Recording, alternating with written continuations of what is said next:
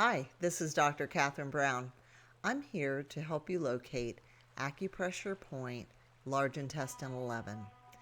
Take your hand, palm towards your heart, and place your hand on your heart. If you take your pointer finger and go to the top edge of the crease of the elbow, opposite elbow, you're going to find large intestine 11. This is an incredibly important point for releasing and dispersing heat in the body.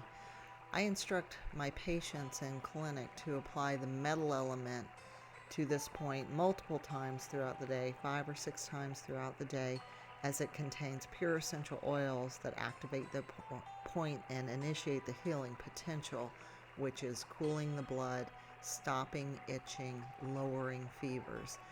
If they have time to apply pressure, they're going to use a deep, firm pressure, circular, counterclockwise motion.